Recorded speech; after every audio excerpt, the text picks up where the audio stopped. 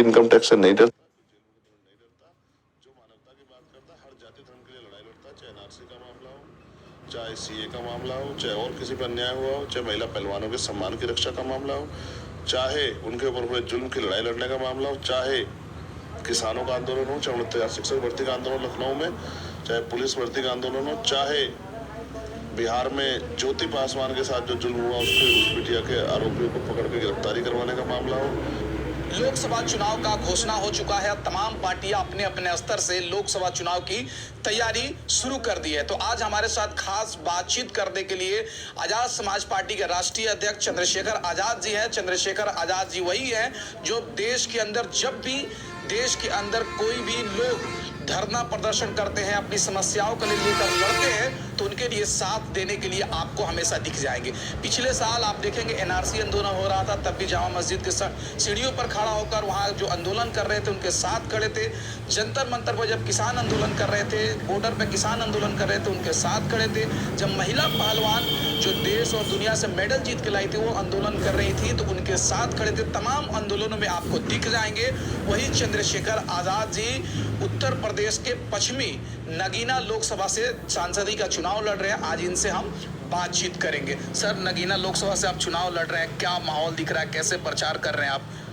देखो, हर कोई ये कहेगा अपने बारे में कि बहुत अच्छा है। अब तो आप मीडिया के साथ ही फील्ड में जाके देखो, पूछो और पता करो और मुझे बताओ कि क्या माहौल है।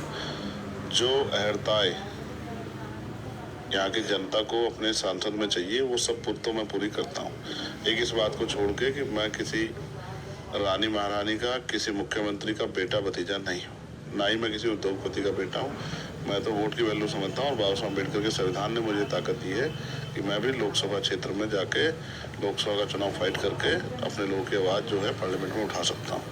आज इस देश में जिस तरह से जुल्म जाती हो रही है, नाइंसाफ़ी हो रही है, दलित समाज के लोगों के साथ जाति के आधार पर जो नाइंसाफ़ी हो रही है, पिछड़े वर्ग के लोगों के साथ अधिकारों के आधार पर, जाति के आधार पर जो शोषण हो रहा है, और मुस्लिम समाज के साथ, सिख समाज के साथ, जैन समाज के साथ, क्रिश्चियन समाज के साथ, बुद्धिस्ट समाज के साथ जो धर्म के आधार पर गैर बराबरी हो रही, किसी को टोपी पहनने पे मारते हैं, किसी को दाढ़ी रखने में मारते हैं, किसी को पशु के नाम पे मारते हैं, किसी को मॉब लिंचिंग करते हैं, किसी जो है धार्मिक स्थल पे बुलडोजर चला देते हैं, आवाज़ उठाने वालों को लाठियों से पीटते हैं, जेलें बंद कर देते हैं। कितने लोग जेलों में बंद हैं। ये जो तमाम तरह की चीज़ें हैं, उनके जो हैं धार्मिक स्थलों पे अपना कब्जा कर लेते हैं। ये हम सब अपने देश में संविधान के होते देख रहे हैं, क्योंकि बाबा साहब ने चिंता जाहिर की थी संविधान सौंपते हुए कि संविधान कितना भी अच्छा क्यों ना हो, चलाने वाले हाथ अच्छे नहीं होंगे, उनकी नीयत अच्छी नहीं होगी, तो अंत संविधान बुरा साबित होगा। आज इस संविधान के रहते, जो संविधान इतना पवित्र संविधान है, दुनिया का सबसे सुंदर संविधान है, उसके रहते लोगों को जुल्म, जाति, अन्य अत्याचार का शिकार करना पड़ रहा है, क्योंकि जो सत्ता में लोग बैठे हैं वो अहंकारी हैं और उनकी जो पॉलिसी है वो कमजोर वर्गों के दमन की पॉलिसी है। वो अंग्रेजों से भी ज़्यादा खतरनाक है, हिटलर से भी ज़्यादा खतरनाक है। वो यहाँ के लोगों को लूट पीट के और 15-15 लाख करोड़ रुपए रानी मानी का माफ कर देते हैं, लेकिन वहीं 5,000 रुपये का, 2,000 रुपये का बिल होने पर बिजली का लोगों का कनेक्शन काट कर मुकदमा लिखने का काम करते हैं।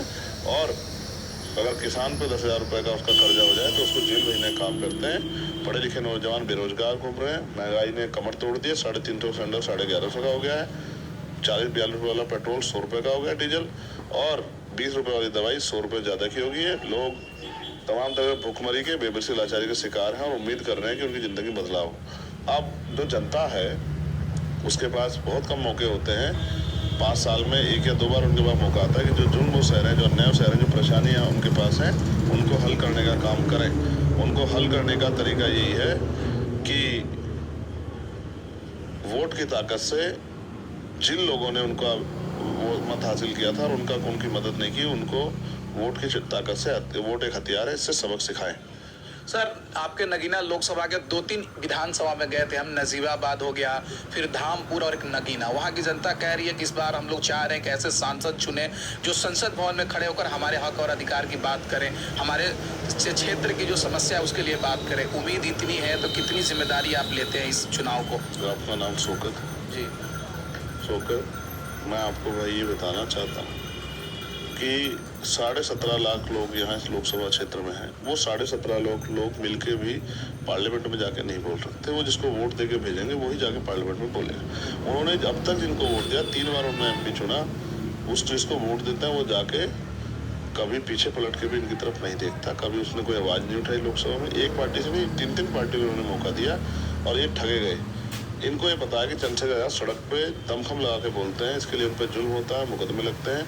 ये भी जानते हैं कि चंद्रशेखर आज़ाद एकमात्र ऐसा नेता है जो सीबीआई ईडी इनकम टैक्स से नहीं डरता, जो जेल मुकदमे नहीं डरता, जो मानवता की बात करता, हर जाति धर्म के लिए लड़ाई लड़ता, चाहे एनआरसी का मामला हो, चाहे सीए का मामला हो, चाहे और किसी पर अन्याय हुआ हो, चाहे महिला पहलवानों के सम्मान की रक्षा का मामला हो, चाहे उनके ऊपर हुए जुल्म की लड़ाई लड़ने का मामला हो, चाहे किसानों का आंदोलन हो, चाहे 69,000 शिक्षक भर्ती का आंदोलन लखनऊ में, चाहे पुलिस भर्ती का आंदोलन हो, चाहे बिहार में ज्योति पासवान के साथ जो जुल्म हुआ उसके उस बिटिया के आरोपियों को पकड़ के गिरफ्तारी करवाने का मामला हो, चाहे मुन्ना पासवान की हत्या करने वालों को गिरफ्तारी करवाने का मामला हो, चाहे राजस्थान में मूछे रखने पे जितेंद्र मेघवाल, मटकी छूने पे इंद्र मेघवाल, ओम प्रकाश रैगर को सुसाइड करने का मामला हो, हर जगह, चाहे हाथरस का मामला हो, चाहे उन्नाव का मामला हो, चाहे सहारनपुर का मामला हो, चाहे मेरठ का मामला हो, हर जगह, चाहे दिल्ली के नगला का मामला हो जहां एक बेटी को रेप करके 9 साल की बेटी को जला दिया गया, कहीं कोई जुल्म होता है, किसी पे, चाहे अल्ताफ का मामला हो, कासगंज का इसको डेढ़ फुट टंकी मार के लटका दिया,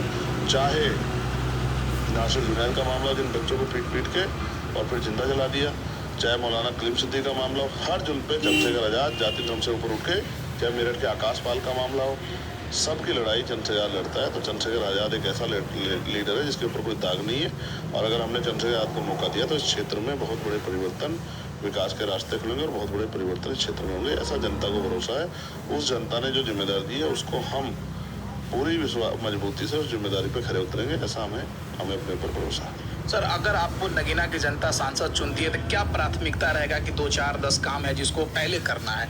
देखिए, एक घटना मेरी जिंदगी में ऐसी घटी कि हमारे एक साथी थे सलीम सिद्दीकी, जो पत्रकार भी थे और हमारे मीडिया प्रभारी थे नेटवर्क में। एक दिन मुझे वो रात को शाम को मेरी उनसे बात हुई कि मुझे एक बड़ा प्रोग्राम करना है। अगले दिन सुबह मुझे पता लगा कि वो नहीं रहे। जब मैं उनके घर गया तो उनके भाई ने मुझसे कहा कि रात को 11 बजे वो आपके विषय में बात कर रहे थे कि मुझे भाई का बड़ा प्रोग्राम कराना है, लेकिन अचानक से उनको थोड़ी देर बाद दर्द उठा, वो लेट गए थे।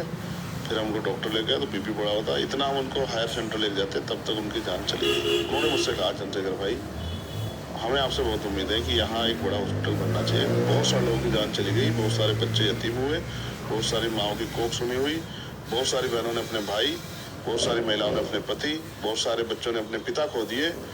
अगर आपसे उम्मीद है कि आप इस परिवार के साथ साथ इस क्षेत्र के परिवार को, इस क्षेत्र को परिवार मान के इनके लिए एक अच्छा जो हॉस्पिटल जहाँ बनवाने का, उसी दिन मैंने तय कर लिया कि जब ऋषिकेश में एम्स बन सकता है, गोरखपुर में बन सकता है, तो एक एम्स जैसा हॉस्पिटल यहाँ नगीना लोकसभा क्षेत्र में बन सकता है कि यहाँ के गरीबों को भी बेहतर से बेहतर इलाज मिल सके। उनको इसके लिए ऋषिकेश ना जाना पड़े, उनको यहाँ से जो है दिल्ली ना जाना पड़े उनको यहाँ से, और फिर यहाँ रोजगार के साधन नहीं है।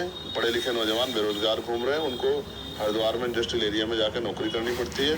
जितना पैसा कमाते हैं उससे उतना ही वो किराए विराए में लग जाता है, खाने खर्चे में लग जाता है। तो इस क्षेत्र में भी इंडस्ट्रियल उद्योग धंधे लग के, कुटीर उद्योग लग के महिलाओं को भी, पढ़े लिखे नौजवानों को भी रोजगार मिल सकता है।